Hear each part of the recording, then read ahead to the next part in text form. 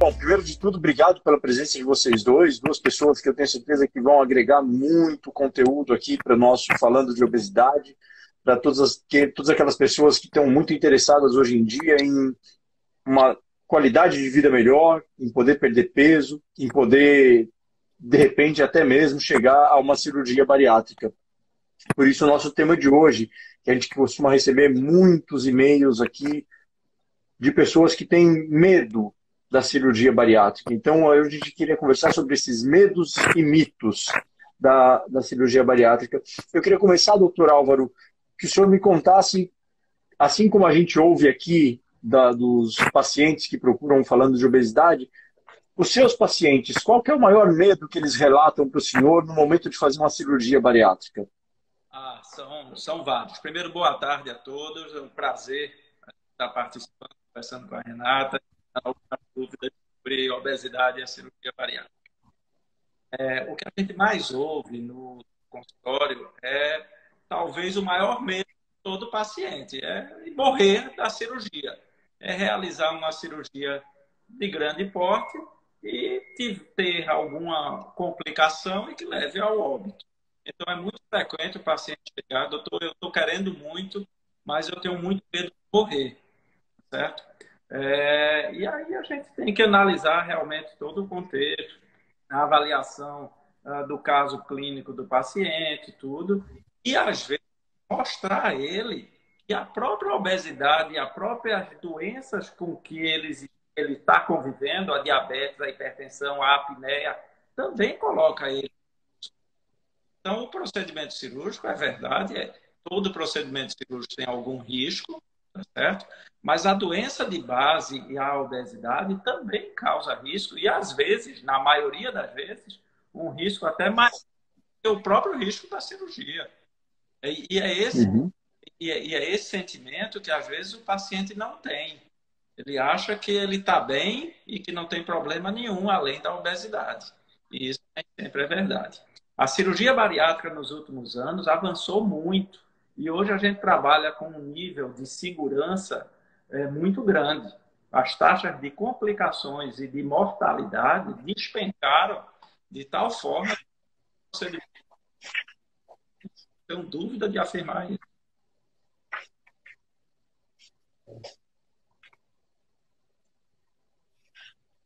Doutor Álvaro, o senhor me ouve? Ouço, tudo bem.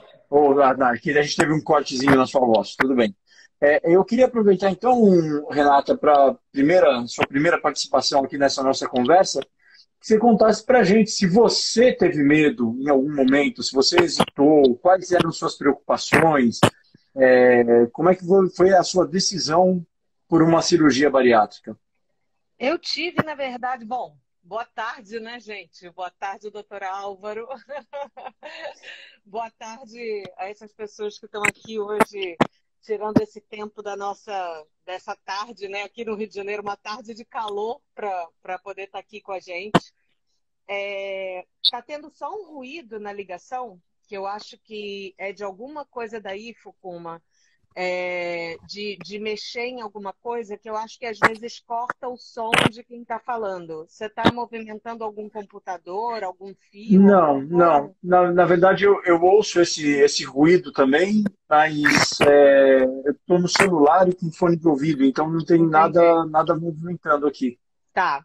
Às vezes, de repente, o fone de ouvido raspa, não sei se o seu fone de ouvido Pois é. raspa, às vezes no Não, o meu cabelo, também é sem fio. também O meu então também também é não sem sei. fio.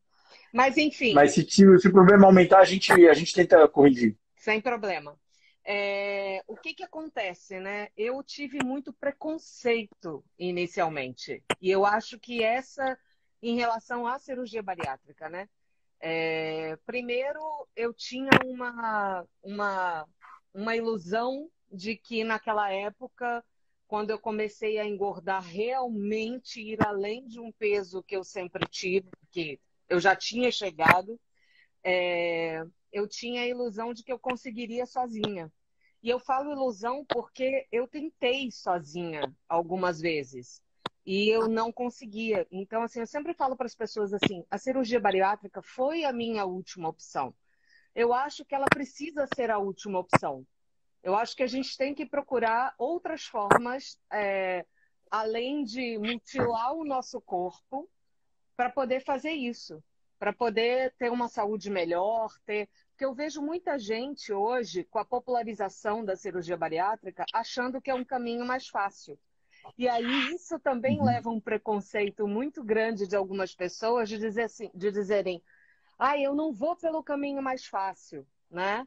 Tipo, eu posso lidar com isso sozinho. Ou então dizer assim, ela escolheu o caminho mais fácil, desmerecendo. Mal sabem essas pessoas que a bariátrica está longe de ser o caminho mais fácil. Então, o meu primeiro medo, que na verdade não foi medo, foi um preconceito e uma vontade muito grande de, mais uma vez, emagrecer sozinha. Eu venho de uma vida de um efeito sanfona contínuo, desde a minha adolescência, que aí depois eu explico melhor o porquê desse efeito sanfona. Mas quando eu decidi fazer a cirurgia bariátrica, realmente foi a última opção. Realmente, e mudou a minha vida. Eu digo que mudou a minha vida para melhor, sabe? Eu estava com 154 quilos, eu estava com IMC de super obesidade. Eu vejo hoje em dia esses programas de televisão mostrando, né, pessoas com super obesidade. Mas eu acho que a gente tem que tomar muito cuidado quando a gente fala de obesidade, já que estamos falando de obesidade, que Uhum. existem pessoas magras fisicamente que são obesas, né? Para a gente não Sim. pensar, eu acho que isso acaba sendo, não sei se esse ponto vai entrar nessa live aqui, mas eu acho que é isso, assim, quando a gente fala de mitos e medos, e a gente fala, assim, de uma pessoa que, de repente, nem está com IMC tão alto, mas engorda para fazer a bariátrica, né?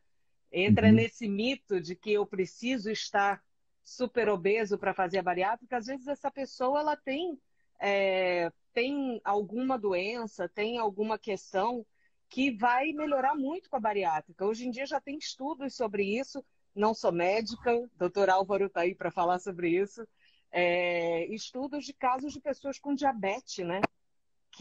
Que deixaram de ser diabéticas por conta da cirurgia bariátrica. Então, essas coisas todas valem muito a pena a gente abrir a mente para poder fazer uma cirurgia em si. E quando eu fui buscar uma ajuda, quando eu fui buscar finalmente, que eu tomei coragem e fiz assim, olha, eu não estou conseguindo sozinha, vou numa reunião de uma equipe multidisciplinar. Eu comecei a frequentar e eu acho isso muito importante, você conhecer bem a sua equipe multidisciplinar. Eu frequentei muitas reuniões com uma amiga que estava já marcada para fazer, e aí eu me senti segura o suficiente para dizer assim, ok, gosto dessa equipe, essas pessoas vão me acompanhar, vai ser um sucesso, e foi um sucesso a minha cirurgia. Então, enfim, reengordei anos depois, mas não reengordei tudo que emagreci, mas Uhum. não deixa de ser um sucesso por isso. Que bom, que bom. Doutor Álvaro, a gente percebe aqui essa história do preconceito sobre o caminho mais fácil, né? Mas antes da gente chegar nisso daí que todos consideram ou acreditam ser o caminho mais fácil, a gente tem muita coisa por decidir antes. Uma das coisas que a gente percebe aqui é muita gente com medo do processo anestésico, porque acredita-se que a pessoa obesa tenha maior problemas com o processo anestésico do que uma pessoa não obesa. Isso é verdade? Isso é um mito? Como é que isso funciona? Não, isso é verdade. O paciente obeso tem algumas características que tornam não só o procedimento anestésico, como o procedimento cirúrgico mais difícil. É fato. Só que a gente tem como prevenir isso. E se fizer uma prevenção adequada, o risco anestésico se torna igual ao de um paciente que não é obeso. Tá certo? Por isso que é fundamental a todo o acompanhamento multidisciplinar. E nessa equipe multidisciplinar tem um papel importantíssimo, o papel do anestesista. Então, antes de qualquer procedimento cirúrgico, o deve acompanhar, examinar, conversar com o paciente, exatamente para identificar essas situações que possam dificultar o procedimento anestésico. E não raramente, a gente identifica isso antes e vai para a cirurgia preparado para aquela situação. Então, não precisa do auxílio de um cirurgião torácico para fazer uma broncoscopia, para fazer uma intubação auxiliado por uma broncoscopia, ou até mesmo ter equipamentos e instrumentos que também facilitem o ato anestésico. Então, não há... Uhum. E isso se torna um procedimento como outro qualquer. Agora, aproveitar o gancho desse caminho mais fácil, porque cirurgia nunca é o caminho mais fácil, é o contrário, é o caminho mais difícil. E a pessoa só chega nesse caminho depois de ter passado por várias situações, que cada paciente tem histórias muito longas, sofridas, antes de chegar à cirurgia. Mas assim, o meu grande ponto é que a obesidade ela é tratada não só pelos pacientes, como também pelos médicos e pelos familiares e amigos, como um problema comportamental, como que se seja um problema do paciente, que ele, na hora que ele quer, ele emagrece e ele consegue emagrecer. E isso não é, minha gente. A obesidade é uma doença, e é uma doença grave, e precisa ser tratada como tal. Em algumas situações, na obesidade mais grave, que é a obesidade que vai para a cirurgia, o tratamento clínico não funciona mais. Então, fazer dieta, tomar medicação, fazer exercício na obesidade grave, no superobeso, não vai funcionar, isso já está provado, entendeu? Tem esses programas que a gente vê de televisão, que a Renata tocou neles, saiu um trabalho agora muito interessante que analisou aqueles ganhadores. Tem um programa que confina 20, 30 pacientes dentro de uma casa e quem ganha, quem perde mais peso, ganha $1 milhão. É o The Biggest Loser. The Isso. Biggest Loser. Sou viciada em todos esses programas, doutor Álvaro. Trabalho agora, recente, que analisou os últimos 20 ganhadores. Sabe o que aconteceu depois que eles saíram da casa? Todos voltaram a engordar. Todos. Entendeu? Então é muito difícil você lidar com uma doença nesse nível. E a cirurgia é a que apresenta melhores resultados. A taxa de redução de peso fica em torno de 80%. Qual é o tratamento que dá 80% de redução duradoura da perda de peso? Não tem. A gente lida com o problema realmente de reengorda em torno de 20%, às vezes até 30% dos pacientes voltam a engordar. E a gente precisa melhorar esses números. E a gente sabe o caminho de melhorar, mas precisa investir para ter resultados ainda melhores.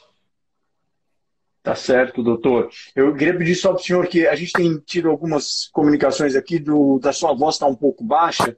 Se o senhor tiver um fone de ouvido por perto, que o senhor consiga providenciar ali, a gente talvez consiga resolver esse problema. Enquanto isso, Renata, a gente percebe nós como um canal de informação, que é o Falando de Obesidade, a gente percebe que uma das coisas mais importantes para a pessoa poder tomar uma decisão dessas é a informação. Qual que foi a importância da informação no seu processo decisório? Nossa, foi fundamental, porque tudo que eu sabia sobre cirurgia bariátrica não eram informações em canais oficiais, eram coisas do senso comum. Eu não conhecia muita gente que havia feito a cirurgia bariátrica. Tinha até um primo meu que tinha feito recentemente a cirurgia, mas que eu não estava com contato diário com ele nessa época. Eu vi algumas pessoas falando, agora sim, se você não tem a informação de um canal, por exemplo, como falando de obesidade, ou de pessoas que realmente já fizeram a cirurgia bariátrica e passaram, ou de um médico que possa falar sobre o assunto, entra numa coisa, foi o que eu falei ontem nos meus stories. Cada um vai passar por uma experiência diferente. Eu amei a anestesia. Eu não tive medo nenhum da anestesia. Nossa, para mim a anestesia foi um sono incrível. E o meu anestesista era maravilhoso. Então, assim, eu realmente não tinha essa questão com a anestesia. As outras coisas, assim, porque o meu cabelo vai cair, Aí eu encontrava uma pessoa que o cabelo dela tinha caído muito durante a cirurgia, ou então, ai, você vai ficar com cara de doente. Cara, eu não fiquei com cara de doente depois da cirurgia.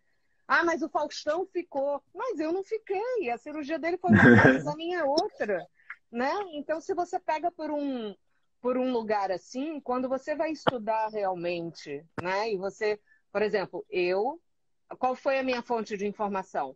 Eu fui a reuniões da equipe multidisciplinar com a qual eu me operei. E antes de operar, eu estava ali me munindo dessas informações de canais oficiais para isso. Então, é recomendado que a pessoa, ao invés de escutar e de ler coisas em blogs aleatórios, né, e de ficar consumindo páginas de internet que às vezes não têm essa informação de uma forma mais concisa, né, mais concreta, na verdade, é importante que as pessoas busquem realmente canais oficiais e pessoas certificadas para falar do assunto, pessoas especializadas, né? Isso é muito importante. Ok, muito bom. Doutor, a gente estava conversando agora há pouco sobre o processo anestésico, a Renata contou da procura de informação que ela teve, e uma coisa que a gente percebe essa semana, curiosamente, coincidentemente, eu fui assistir a uma cirurgia bariátrica feita por robótica. Eu queria que você falasse para a gente um pouquinho sobre como que a robótica, essa coisa dos robôs que mexem em braços, que nem um videogame, estão ajudando as pessoas a terem mais segurança num processo operatório. Foi muito bom você ter abordado esse tema, porque, a meu ver, a cirurgia robótica vai revolucionar a cirurgia mundial. Já está, né? A gente já faz cirurgia robótica há mais de 5 anos aqui em Recife, no Hospital Esperança, e realmente a cirurgia robótica ela dá um grau de precisão nos movimentos muito maior, tá certo? Ele tem uma capacidade de filtrar movimentos e a gente tem uma visão tridimensional, a gente faz uma sutura com muito mais precisão do que a cirurgia laparoscópica. A cirurgia laparoscópica dá uma precisão muito boa e dá uma visão excelente, mas o robô consegue superar isso daí e em algumas cirurgias os resultados apresentam melhoras significativas. Então, não só na cirurgia bariátrica, mas em todo o ramo cirúrgico, eu acho que o robô ele vai agregar resultados e menos complicações de uma maneira muito efetiva. E o que a gente vê hoje no mundo todo é uma proliferação enorme de robôs, vários tipos de robôs sendo lançados, exatamente porque é uma tecnologia que agrega à cirurgia muito mais segurança e, com isso, menos complicações e menos mortalidade. Na cirurgia bariátrica, eu não tenho dúvida de que o robô veio para ficar. Pois não, Renata? Eu fiquei curiosa. Eu fiz a minha cirurgia por laparoscopia. Eu não tenho noção do que é uma cirurgia com robô e eu acho que não sei as pessoas que estão aqui, eu teria medo, por exemplo. Seria um dos meus medos, fazer uma cirurgia com robô. Como é que funciona isso? Se der ruim, se faltar luz, tem alguém ali junto? Como é que funciona? Tem. Deixa eu te explicar. Na verdade, a cirurgia robótica é como se fosse a cirurgia laparoscópica. Os mesmos furinhos, os mesmos materiais. Só que a gente conecta os braços do robô e vai operar esses braços do robô numa plataforma que o cirurgião fica sentado, controlando os braços e a câmera da laparoscopia. A grande vantagem do robô é que ela me dá uma visão tridimensional. Ou seja, na laparoscopia eu tenho uma visão só da tela de televisão. No robô, não. Eu tenho uma visão de profundidade também. E outra coisa, eu consigo chegar mais perto. Eu tenho uma visão melhor. E o robô também, eu consigo fazer todos os movimentos que a mão faz. Eu consigo rodar, entendeu? Coisa que na laparoscopia eu não consigo, entendeu? Então, isso em algumas cirurgias que precisam de muita delicadeza, de muita precisão, os resultados são melhores, entendeu? Então, é uma tecnologia que está agregando segurança e precisão ao ato cirúrgico. E é incrível, viu, Renata? Porque eu, olhando o cirurgião ontem, dando o ponto, fazendo a sutura, é um negócio que é inacreditável a habilidade que ele tem de dar um nó usando uma mãozinha de robô, que é um negócio que eu, com a mão mesmo, com os próprios dedos, não conseguiria fazer. Doutor, aí uma pergunta que vai caber para os dois, né? Eu imagino que no seu consultório não cheguem só pessoas sozinhas. Na maioria das vezes ela deve vir acompanhada da esposa, do marido, da mãe, do pai, de um filho, irmão. A família é sempre muito importante na hora de tomar essa decisão. Renata, conta pra gente como é que foi a participação, se teve a participação da sua família e se isso foi importante para você. O início todo eu estava sozinha. Sozinha não na decisão, mas eu moro no Rio de Janeiro, eu sou de Salvador, a gente conversou ontem rapidamente, anteontem, sobre essa Aham. questão do sotaque, né? Eu sou de Salvador, mas eu moro no Rio de Janeiro, eu trabalho no Rio de Janeiro. Meu pai e minha irmã moram nos Estados Unidos, minha mãe mora em Salvador. Óbvio que com a internet as coisas ficam mais fáceis, né?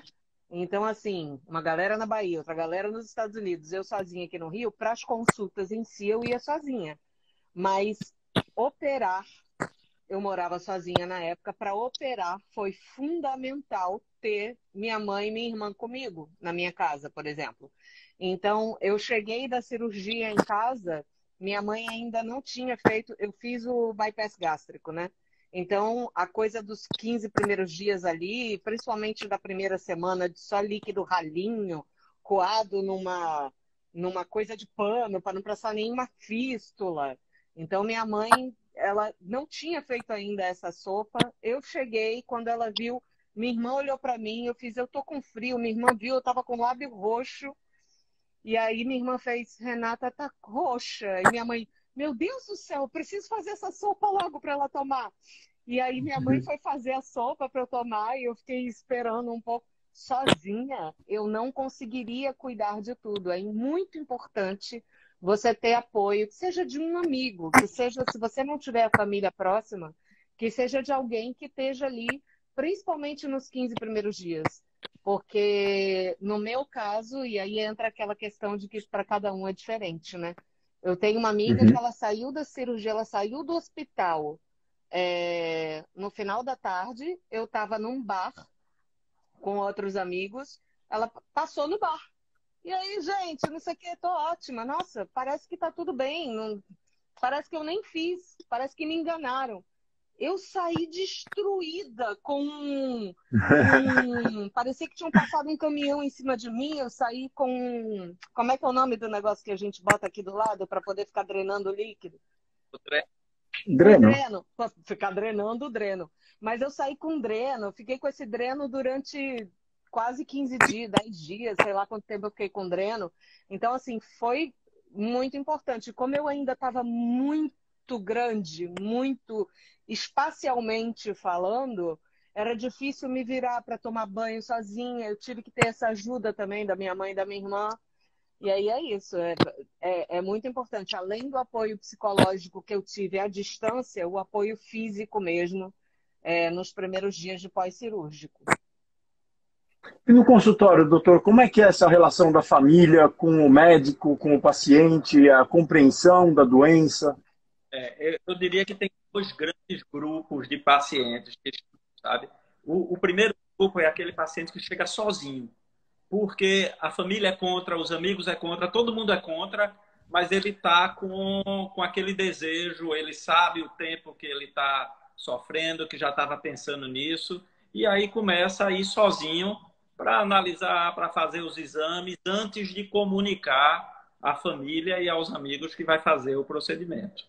Certo? E o outro grupo de pacientes é aquele que já vem com toda a família, entendeu? Vem com a esposa, vem com a mãe, vem com o irmão, com o parente, para todo mundo ouvir e confirmar se ele tem indicação de cirurgia, se tirar todas as dúvidas, todos os medos que não só o paciente tem, como também a família tem. E aí vem uma gama enorme de perguntas, questionamentos que se vê também na internet. A internet é muito boa para isso, mas também ela dissemina alguns mitos que não são verdades, né?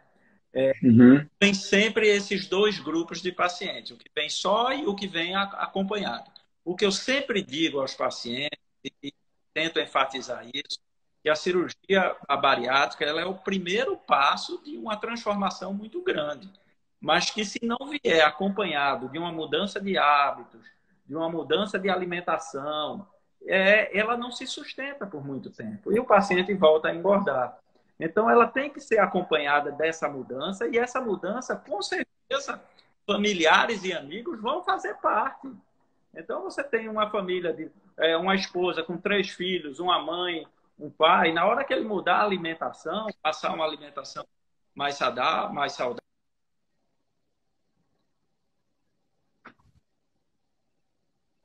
Perdemos sua voz, doutor.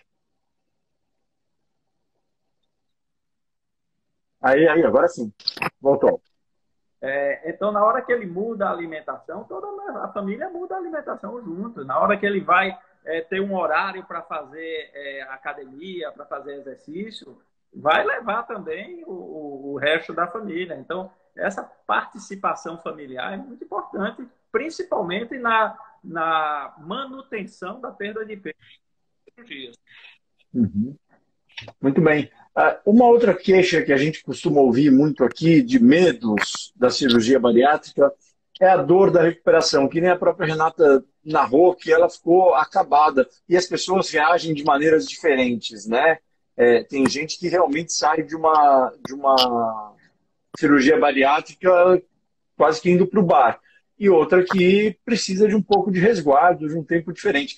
O que a tecnologia trouxe de bom para a gente hoje na melhora dessa recuperação? A cirurgia laparoscópica transformou a cirurgia bariátrica, com certeza. Então, eu fui de uma época, há 25 anos que eu faço cirurgia bariátrica. Então, eu comecei a fazer cirurgia bariátrica abrindo a barriga do paciente. Então, eram cirurgias que duravam 4, 5 horas, um corte enorme na barriga, uma recuperação muito mais complicada, uma dor grande, entendeu? E várias complicações associadas a esse corte. Agora, você faz a cirurgia bariátrica em menos de 1 hora, com 5 furinhos na barriga, uma recuperação muito mais rápida e uma diminuição da dor, assim, impressionante. A grande maioria dos pacientes não tomam analgésico no pós-operatório, entendeu? Mas a evolução também precisa aí, o anestesista, principalmente na dor pós-operatória, tem um papel fundamental no controle de drogas e algumas para diminuir a dor e o paciente ter um despertar tranquilo, sem dor e uma recuperação melhor. Então, é fundamental também aí a participação do anestesista nesse processo. E junto com uma técnica mais diminui muito a dor. Então, a maioria dos pacientes, eles evoluem no pós-operatório, assim, muito tranquilo e sem dor. Agora, é claro que dor é um processo muito individual. Tem pacientes que realmente sofrem, que têm dor. O próprio gás da laparoscopia incomoda um pouquinho. Uhum. Pode perdurar alguns dias, incomodando e Foi em o casa. que aconteceu comigo. Eu estava com dreno do lado direito, gases do lado esquerdo, eu não tinha posição para dormir, eu queria... Eu quase enlouqueci. Você chegou a se arrepender em algum momento? Porque é uma cirurgia que não traz um resultado imediato, né? Você não acorda magro no dia seguinte. Você chegou a, em algum momento, duvidar de ter tomado a decisão correta? Nenhum momento. Nenhum momento. Quando eu tomei a decisão, eu sabia que ia dar certo. A única coisa que hoje, descobrindo o lipedema, né, que é uma coisa que eu comecei a desenvolver aos 12 anos de idade, que eu só descobri que era lipedema aos 44. Então, assim, a única coisa que hoje eu pensaria era na minha relação com a expectativa do resultado. Era só isso, assim, porque com o lipedema, a relação da pessoa com o IMC, por exemplo, fica completamente diferente. O tipo de gordura que a gente desenvolve, que a gente acumula, não é a gordura de uma obesidade comum. As pessoas confundem muito a obesidade com o lipedema. Então, assim, óbvio que quando eu estava com 154 quilos, eu estava muito inflamada, mas tinha o lipedema também agindo e o sistema linfático prejudicado e uma série de coisas. Mudei completamente minha alimentação depois da bariátrica, voltei a me alimentar independente da quantidade, que a gente acaba comendo pouco. Eu fazia as minhas melhores escolhas, sim. Então, eu comecei a lidar com a minha alimentação e com as atividades físicas, né, que eu fazia diversas, natação, caminhada, enfim, de uma forma. E eu brinco que eu troquei a minha compulsão. Na época, eu troquei a compulsão alimentar pela compulsão da academia. Eu chegava na academia às 8 da manhã, eu saía ao meio-dia. Então, eu saía fazendo uma aula para outra, e foi uma época que eu gostava muito de estar na academia. Eu estava com a manhã livre, podia, então eu ficava lá. E andava de bicicleta para tudo quanto é lado, no Rio de Janeiro. De uns anos para cá, eu comecei a inflamar. Depois que eu nunca consegui chegar no tal peso ideal. Então, essa sempre foi uma questão, o não chegar no peso ideal que eu tinha imaginado que eu chegaria, não ter o corpo que eu imaginei que eu teria, ter que lidar com esse tipo de frustração e administrar uma depressão nesse meio do caminho, que piorou com a pandemia, justo no momento em que eu descobri que eu tinha um lipedema. Então, é uma série de fatores que essa série fez com que eu realmente reengordasse 20 quilos. Eu emagreci 70, reengordei 20. Agora eu estou aqui suando para entender o que são esses 20 quilos no meu corpo, para entender como melhorar o lipedema, o que eu posso fazer pela minha alimentação, como lidar com isso, com a minha autoestima. Mas arrepender da cirurgia bariátrica em si, em nenhum momento. Nenhum momento. Doutor, explica para a gente um pouquinho o que é esse lipoedema, qual que é esse processo inflamatório, porque acho que tem muita gente que ouviu e talvez não tenha conseguido entender muito bem o que a gente está conversando. Veja só, não sei especificamente o que é que a Renata passou, né? A obesidade, ela é caracterizada por um processo inflamatório crônico que acontece em todo o corpo. E em algumas regiões pode ser maior. Na região do subcutâneo, da pele, abaixo da pele, há um processo inflamatório muito grande. Na hora que você perde muito peso, isso pode se exacerbar.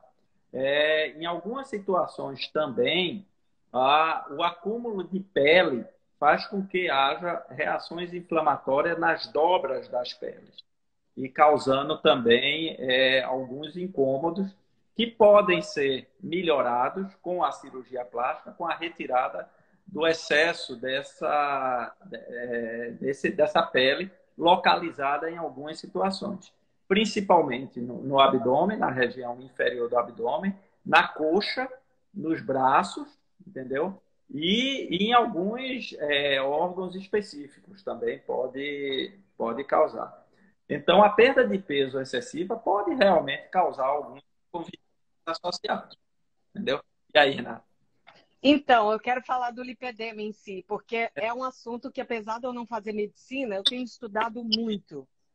O lipedema é uma doença que agora, só agora em 2022, ela conseguiu o CID, que é o CID-11, né?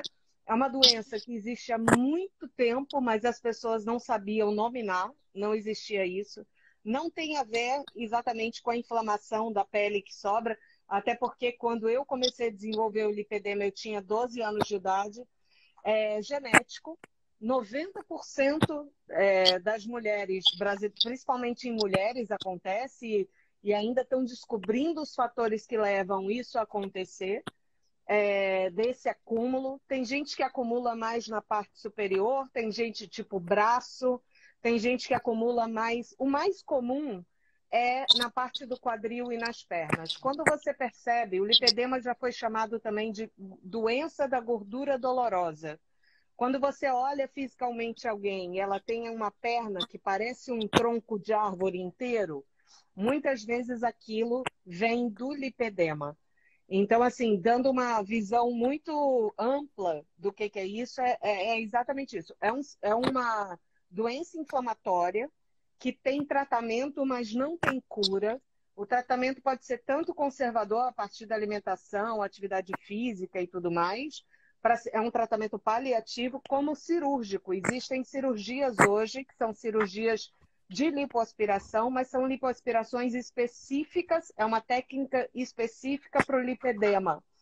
E, enfim, é basicamente isso, assim, não sei se tem um destaque no meu perfil que eu falo exatamente sobre lipedema. Então, se as pessoas que estão aqui quiserem mais explicações sobre isso, apesar de eu não ser médico, é uma coisa que a gente pode conversar sobre depois também. Porque existe essa confusão, sabe? Existe essa questão das pessoas. Eu, com lipedema, eu ouvi a vida inteira.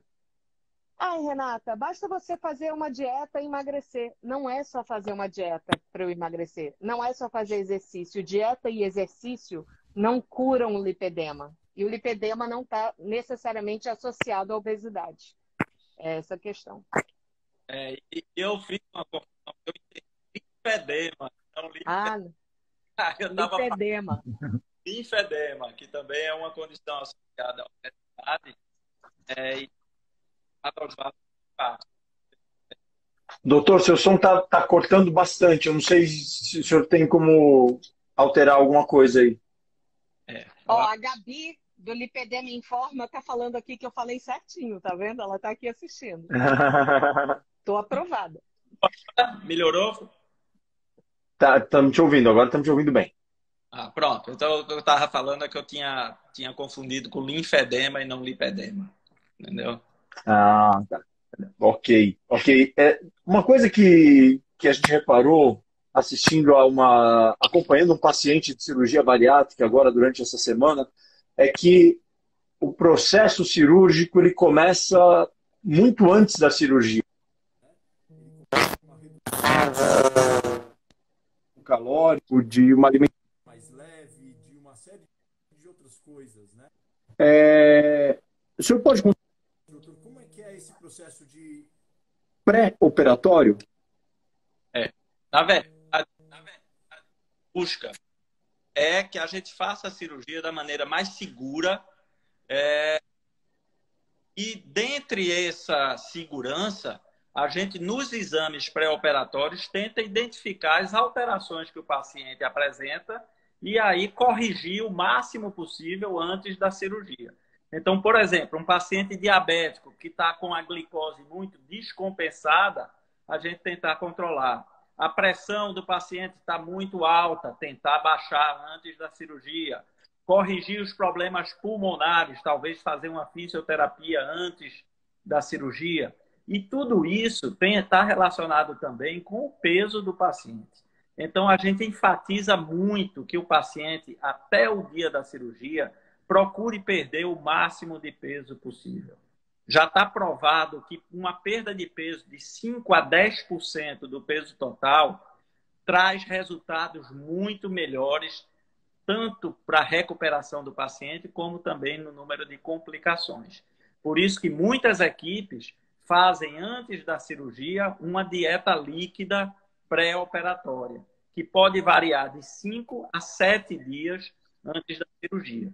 Então, essa dieta líquida vai realmente dar uma perda de peso rápida do paciente e isso repercute na recuperação pós-operatória. O paciente se recupera melhor e tem menos problemas no pós-operatório. Então, toda essa fase já começa desde a primeira consulta do paciente no consultório. A gente já orienta, já dá essas orientações gerais, já encaminha para a equipe multidisciplinar, exatamente para tentar reverter e melhorar o estado geral com que ele vai chegar na cirurgia, sabe? Você passou muita fome, Renata, nesse seu processo pré-operatório? Não, Eu, inclusive, fiz despedidas homéricas. Tipo, vou me despedir do mundo. Me despedir da Coca-Cola, me despedir do doce, me despedir da pizza. Eu fiz uma despedida que eu acho que, de repente, se eu não tivesse operado, eu teria engordado mais 5 ou 10 quilos antes de fazer a cirurgia. Óbvio, um dia antes da cirurgia ou 2 dias antes, teve uma coisa de comer coisas mais leves, não comer tanto tempo antes da cirurgia. Eu fiz há 10 anos, né? Então, essa coisa de fazer uma dieta líquida antes, isso não existia. E no pós-operatório, como a gente para de produzir a grelina, durante 3 meses, eu não sentia fome nenhuma. Então, não tinha o hormônio da fome sendo produzido em mim, então estava tudo certo. Eu fui levando de boa, assim. Foi muito tranquila a fase líquida, foi muito tranquila a fase pastosa. A, eu não tive dumping, eu vi que teve gente perguntando sobre dumping aqui. Eu não tive dumping. O meu médico virou para mim e ele disse, Renata, antes de eu operar, né? Ele fez assim, olha só, de 6 meses a 1 ano sem açúcar e álcool. Não, pelo menos 6 meses sem açúcar e álcool. Eu fiz, tá bom. Aí ele olhou para mim e fez assim, 1 ano. 6 meses a 1 ano, não. 1 ano. 1 ano sem açúcar. E eu segui muito certinho. 1 ano sem nada de açúcar, nada de álcool. E fui me readaptando com a comida sólida, né? Fui me readaptando aos poucos. Tive alguns engasgos por às vezes, uma não adaptação inicial no mastigar. Então, eu lembro que eu tinha 1 mês de operada e eu fui fazer uma gravação do programa da Fátima Bernardes. E aí, quando eu cheguei no programa da Fátima Bernardes, tinha uma mesa assim, eu não tinha tomado café, eu precisava entrar no programa rápido. Eu peguei uma fatia de peito de peru defumado, botei na boca, mastiguei e engoli. Isso foi às 10 da manhã. Ao meio-dia, eu comecei a sentir uma espuma subindo por aqui. Aquela capinha do peito de peru tinha ficado e não tinha saído. Estava dentro do meu estômago produzindo uma substância. E aí eu lembro que, assim, até eu chegar em casa e conseguir entender que era aquela capinha, para eu conseguir colocar aquilo para fora de alguma forma, eu ia espumando. No caminho de casa, eu pedia para o motorista parar. Eu fazia, para aqui, por favor. Abria a porta do carro e jogava a espuma para fora. Então, assim, tomem muito cuidado com mastigação no início da fase sólida. Isso não é mito, dá medo. Uhum. Ok. Doutor, eu queria ver com o senhor agora uma questão que a Renata já comentou no começo da nossa conversa, de que a cirurgia é o caminho mais fácil, é a válvula de escape, é o que ninguém deveria fazer, porque é como comprar figurinha para completar o álbum, né? O que o senhor conta para a gente sobre as pessoas que pensam dessa maneira e qual é o mito envolvido nisso tudo? Olha, é aquilo que eu falei no começo. A população geral e muitos médicos tratam a obesidade com um estigma ainda comportamental, tá certo? Então, o que a gente precisa entender é que a obesidade tem várias fases. Algumas, eles funcionam muito bem. Em outras, o tratamento clínico vai funcionar, é onde entra o tratamento cirúrgico. Então, não adianta a gente, por exemplo, querer operar um paciente com uma obesidade leve. Isso não está indicado e não deve ser feito. Mas, ao mesmo tempo, a gente renegar, atrasar ou não indicar o tratamento cirúrgico na obesidade severa, na obesidade grave, a gente está cometendo um problema, pode estar acarretando um problema para o paciente. O tratamento da obesidade severa é cirúrgico. Isso já está mais do que definido e comprovado, tá certo? Mas é como eu disse, a gente precisa identificar isso de maneira correta, precisa preparar o paciente e para ele poder fazer o procedimento de maneira adequada.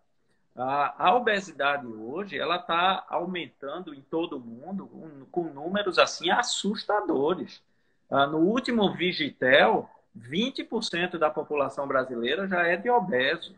E se a gente analisar os obesos severos, obesos com indicação de cirurgia, no Brasil hoje já tem mais de 5.700.000 pessoas com indicação de cirurgia.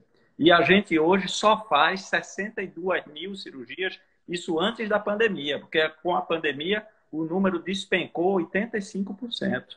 Então a gente está operando hoje menos de 1% dos pacientes que necessitam ser operados. E quando a gente leva isso para o SUS, os pacientes do SUS, que representam 75% desse percentual, menos de 0,3% conseguem ser operados por ano. Então, a obesidade realmente é a maior pandemia mundial e é um problema de saúde pública que precisa ser enfrentado desde o começo. Desde o começo. Saiu uma estatística mundial que mostra que 7% das crianças de 0 a 7 anos já são obesas. 7% de crianças até 5 anos. Então, isso é um número assustador. Entendeu? A cirurgia faz parte do arsenal do tratamento da obesidade, principalmente da obesidade severa. A gente não pode negar isso, nem deixar de oferecer esse tipo de tratamento, porque, como eu disse, a obesidade, a cirurgia bariátrica salva vidas e diminui comorbidades. Ela controla quase 80% dos casos de diabetes, ela diminui mais de 60% dos casos de hipertensão, quase 100% de apneia do sono é revertido com a cirurgia bariátrica, melhora a esteatose, melhora problemas articulares, melhora problemas de fertilidade e, principalmente, diminui a incidência de câncer. Ninguém está falando, mas a obesidade aumenta a incidência de mais de 20 tipos de câncer. Entendeu? Então, são muitos benefícios agregados à redução de peso que a cirurgia dá. Ok, doutor. Agora, a Renata comentou aqui sobre o médico dela falando para ela não beber durante 1 ano e não comer açúcar. A gente sabe que todo mundo, quando vai no médico, tem as suas pequenas mentiras. Né? Eu não faço isso, ou eu bebo socialmente, é só no final de semana, mas na verdade bebe todos os dias. O que é uma restrição? O que é algo que a gente não pode esconder do médico de maneira alguma num processo pré-operatório? Olha, é quase tudo. Então, médico é feito padre. A gente precisa conhecer o paciente para poder propor um tratamento adequado. Então, se o paciente chega para mim e diz que não bebe nunca e bebe todo dia, ele já está criando uma barreira de confiabilidade que vai dos dois lados. Então, eu posso, por exemplo, retardar um pouco a cirurgia dele para tentar controlar esse hábito de beber e fazer com que a gente consiga um tratamento mais adequado no futuro. Se eu não sei que ele bebe e ele continua bebendo no pós-operatório, o resultado dele não vai ser o mesmo. Entendeu? Se eu soubesse disso antes, a gente poderia trabalhar para ter um resultado melhor. Do mesmo jeito que a ingesta de doce. A gente sabe que a bebida e o doce são os grandes vilões do resultado a longo prazo da cirurgia bariátrica. Então, a gente identificando isso antes, a gente tem como trabalhar com a equipe multidisciplinar, com o psicólogo, o psiquiatra, com a nutricionista, com o endócrino. Então, tem maneiras muito efetivas de a gente controlar essas alterações, mas a gente precisa saber que elas existem. E se o próprio paciente relega elas, aí é difícil a gente conseguir um resultado adequado no tratamento, né? Uhum. Doutor, a gente está entrando, doutor Renata, né? A gente está entrando já com menos de 10 minutos para encerrar, porque a gente está no Instagram e a gente vai ter que acabar em algum momento. Então, eu queria já convidar as pessoas que estão assistindo aqui a live com a gente, se tiver alguma pergunta para enviar rapidamente, que ainda dá tempo da gente fazer essa pergunta. E nesse meio tempo eu vou perguntar para a Renata se você teve suas pequenas mentiras nesse meio do caminho, Renata, e como é que você lidou com isso? Não, você vê que até eu falei aqui, né, gente, que eu comi um negócio, não mastiguei direito. Eu sou um livro aberto, principalmente em relação à bariátrica em si. Antes de fazer a bariátrica, eu falei tudo para minha nutricionista. Ontem eu tive uma conversa com uma comadre que é nutricionista. Eu estou querendo, por exemplo, fazer uma transição leve para o veganismo agora, por questões ideológicas. Não sei se vou conseguir ser vegana. Tem a questão da bariátrica, como é que eu vou conseguir fazer a questão da proteína, né? Nisso Suplementação. tudo, da suplementação. Então, eu tive um papo com essa minha comadre, que é nutricionista, e falei para ela, eu fiz, olha, mas nos últimos tempos está muito calor no Rio de Janeiro, e eu sei que eu preciso emagrecer, mas eu não estou conseguindo, eu estou tomando picolé todo dia. Ela fez, Renata, não tem problema você tomar um picolé, o problema é tomar dois. Eu fiz, pois é, eu estava tomando dois. Então, assim, algumas coisas, eu realmente sou muito sincera sempre. Estou me livrando dos picolés 2 vezes por dia para poder dar conta de... Porque, assim, eu estava jantando pipoca às vezes, eu estava comendo picolé no lanche. Então, assim, eu sempre falo essas coisas porque, assim, gente, eu não reengordei à toa, é óbvio, né? Que eu comi, eu inflamei porque eu estava comendo besteira, né? Agora, em relação a álcool, por exemplo, eu realmente nunca tive uma ligação com álcool. Meu marido até de vez em quando faz, ai, vamos tomar um vinho, principalmente no calor, eu faço, ai, não, eu enjoo, o álcool em si não é uma coisa que me pegue, mas o açúcar é. O açúcar é. Não quero transformar açúcar em veneno porque tem seu valor. Mas o açúcar, ele acaba sendo uma droga na minha vida. Realmente, ele vicia, porque tem questões emocionais envolvidas. Estou estudando psicologia agora para poder cuidar disso também. Doutor, se a gente tivesse que escolher um vilão, já que a Renata está falando sobre o açúcar, a gente vai votar no carboidrato, no açúcar, nas gorduras ou na bebida? Na cirurgia bariátrica, eu diria que é o grande vilão. Tá certo?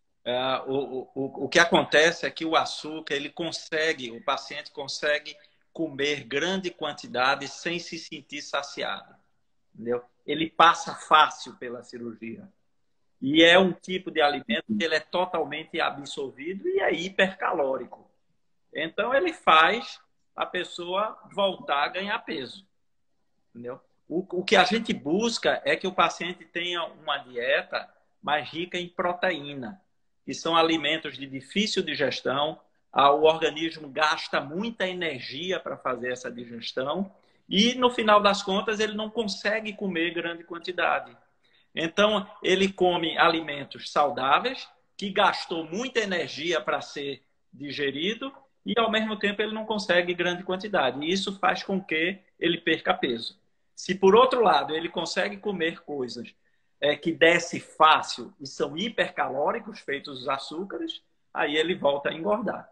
Entendeu? Mas a mensagem que eu queria deixar é que o objetivo da cirurgia bariátrica é que a pessoa tenha uma vida normal, que coma seu açúcarzinho, que tome sua cervejinha de vez em quando, entendeu? Mas tudo de uma maneira controlada e sempre se policiando. Eu sempre peço ao paciente o seguinte, olha, a balança vai ser seu melhor amigo. Então, você tem que se pesar o tempo todo, tem que se pesar toda semana. Na semana que subir de peso, na outra você puxa o freio de mão e perde peso. E aí, depois, vivendo de uma maneira como você quer. Entendeu? Mas sempre de uma maneira controlada e bem ajustada, sem excessos específicos, nem de bebida, nem de açúcar. Ai, mas eu não quero ser escrava da balança, não. É só fazer amizade com ela, eu acho. Doutor, eu vou fazer uma última pergunta para o senhor, que foi a que surgiu aqui para a gente do pessoal da nossa audiência, sobre pressão alta. Quais são as comorbidades que devem ser um gatilho para uma atenção maior sobre a questão da obesidade? Olha, se a gente for ver estatisticamente, todos os pacientes obesos que vão para a cirurgia, cerca de 30% têm diabetes e cerca de 60% têm pressão alta, hipertensão. A hipertensão ela pode acarretar vários outros problemas. Problemas vasculares, problemas cardíacos, problemas cerebrais. E é uma comorbidade muito grave, que num paciente obeso pode ter repercussões gravíssimas. Então, ela realmente tem que estar controlada e a perda de peso é um dos fatores fundamentais para que ela perca. Os pacientes que perdem peso, cerca de 80% a 85% deles têm a sua pressão alta resolvida com a perda de peso apenas. Ok. Renata, só para a gente encerrar então, qual que é a sua última mensagem para todos os seus seguidores que estão aqui assistindo essa live hoje, né? Muita gente que gosta de você, que tem um carinho muito grande pelo seu trabalho. Qual é a dica que você deixa de mensagem final aqui para essa nossa live? Nossa, eu espero muito que assim, o recado que a gente tentou passar aqui tenha sido dado, né? Sobre não tenha preconceito em relação a tratamentos de saúde que você precise realmente se submeter a eles, né? Porque, por exemplo, quando a gente está falando da bariátrica em si, eu ouvi de 5 médicos diferentes que eu precisava fazer a bariátrica e eu não fazia. Início eu engordei 20 quilos na época, né? Eu fui dos 130 aos 150, esperando tentar emagrecer sozinha. Eu podia ter resolvido antes, né? Se eu tivesse aberto minha cabeça. Então é isso. E eu espero que a gente converse mais vezes. Gostei muito de estar aqui com vocês. Certeza. Foi muito incrível. E que as pessoas sigam falando de obesidade para poder... E outros canais oficiais para a gente poder ter... E o Dr. Álvaro, para buscar sempre a melhor informação. Isso é muito importante em relação a tudo. Ok. Doutor, o senhor quer dar uma última palavra? Não, só agradecer. Foi muito proveitoso. Foi um prazer conversar com a Renata e esclarecer algumas dúvidas. Eu ficaria mais 2 horas aqui com vocês, gente. Vocês não estão entendendo. Eu ficaria facilmente. O problema é que o Instagram limita a gente a 1 hora de live e a gente vai ter que encerrar, infelizmente, agora. Então, eu queria agradecer muito a presença de vocês dois, a presença de todos aqueles que participaram. A gente teve uma audiência muito boa, muito bacana aqui hoje com a gente. Então, muito obrigado a todos, um bom final de semana e que a gente se encontre em breve para poder contar mais coisas legais sobre esse mundo de obesidade e cirurgia bariátrica. Tá bom? Tchau. Um beijo. Tchau, gente. Muito obrigado. Tchau, tchau. Tchau.